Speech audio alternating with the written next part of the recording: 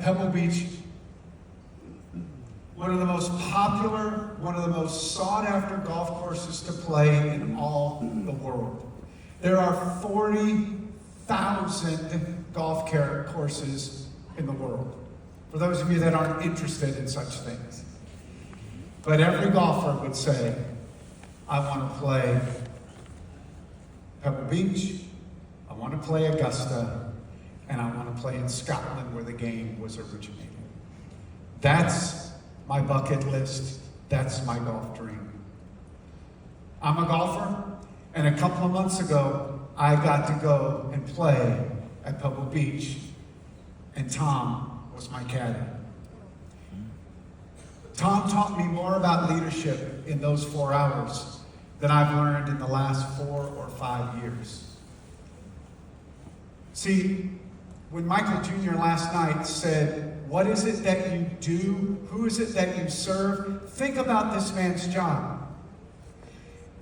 His job is to walk with people and facilitate the completion of one of their bucket list items. He is a bucket list ambassador. Would that not be the greatest job? People wait all their lives to play Pebble Beach, and Tom is there to help make it special. So we meet him, we're on the first tee, my 3 friends and I, and he says, hey, quickly, let's get a picture, because you're going to want to remember this. And so we take a picture. And then Tom says, all right, so here's the deal. It's a gorgeous day. I'll drive the cart and you all walk the course. It's a beautiful course, but it's prettier when you walk it. And I'll just bring you the club you need on every hole. And what was amazing, what was humbling to me, leaders, was after about the 3rd hole, because the first and second hole, I'd be like, okay, Tom, I'm 160 yards out. I'm going to need a 5-iron. And he'd bring it to me. And about the 3rd hole, I'm like, hey, Tom. And he's like, I'm good. I got you dialed in. I know what you need. I'll just bring it to you. And I thought, this man has known me for 30 minutes.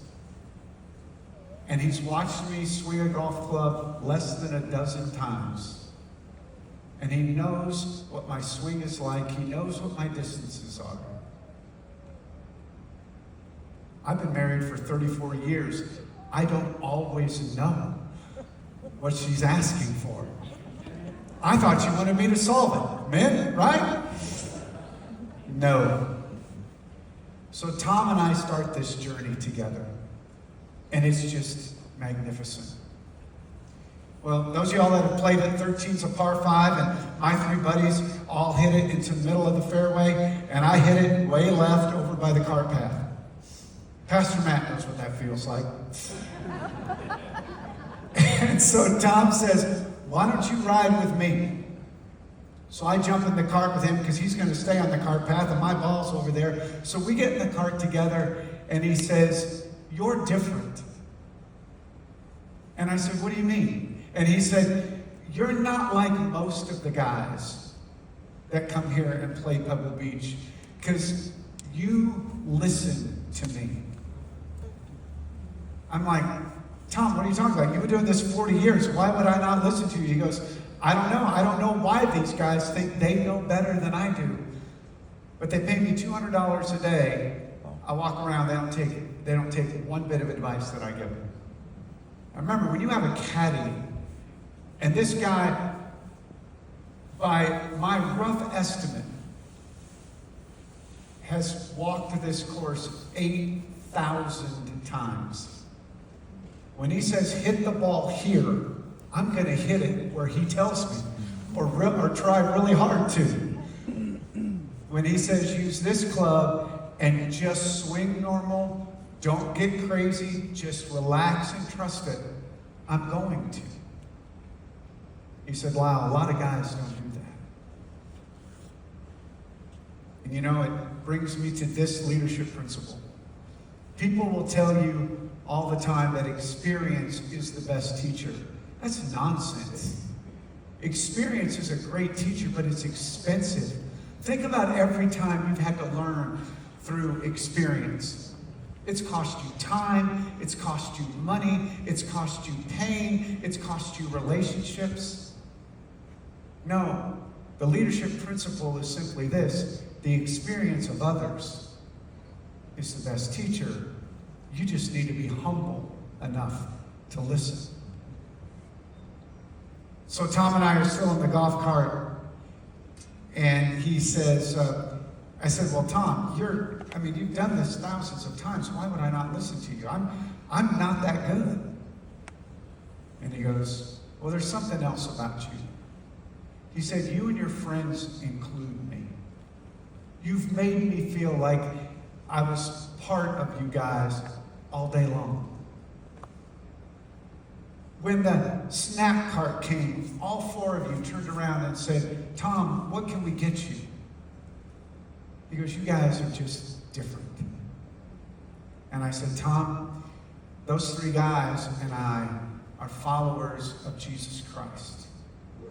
And we believe that every human being is an object of his affection.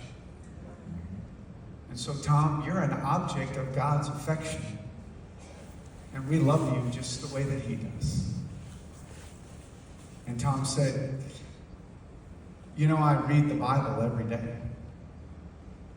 So I lost my father just a few years ago, and somebody gave me a Bible at his funeral and said it would help me, and I read it every day. And I said, well, Tom, every word in that Bible is true. And you can stand on that truth. And we finished our round, and we got back right in front of the clubhouse, and we tip him, and we're taking our bags off the cart, and we're doing, just closing up. And, as Michael Jr. says, I give Tom the hug, 2 taps, and I'm out.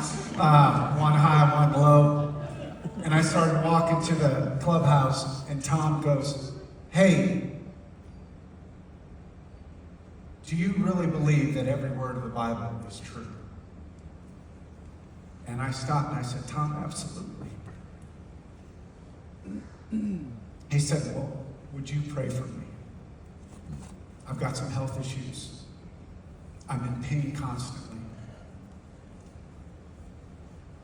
And I said, Tom, we're going to pray for you right now. Right in front of the Pebble Beach Clubhouse. 4 of us laid hands on Tom and prayed as he wept. We prayed for him. We prayed for healing. And that day, we made a brand new friend.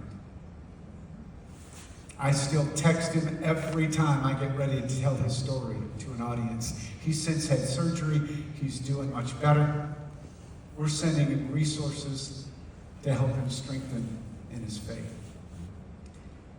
I got back to the room. Rhonda was waiting for us, my wife, and I walked in and she said, well, how was playing Pebble Beach? And I said, honey, it was one of the 5 best days of my life. And she said, wait a minute, the day you met me, the day we married, we've had 2 children together. You walked one of those children down an aisle, turned around, and performed her wedding ceremony. Let's see, 6, I threw you a birthday party for your 60th birthday that had everybody in the world that mattered to you, and we launched the 5-day leader. Like, which of those 2 get kicked to the curb now that you've played Pebble Beach? I said, honey, it was one of the best days of my life. But here's what's funny. I would have said it was a great day before Tom. But what we need to remember, brothers and sisters, it's the kingdom stuff that matters. I would have had a great day of golf and a picture to remember it by. But 40 years from now, when I'm in the hospice, I'm not going to think about, and I played well, I'm not going to think about playing well at Pebble in 2023. I'm going to think about the tears that fell as we laid hands on Tom and we got to pray with him. and the new friend that we made. No matter what this world offers you, the kingdom work we do will always cause the rest of it to pay. All right, last picture.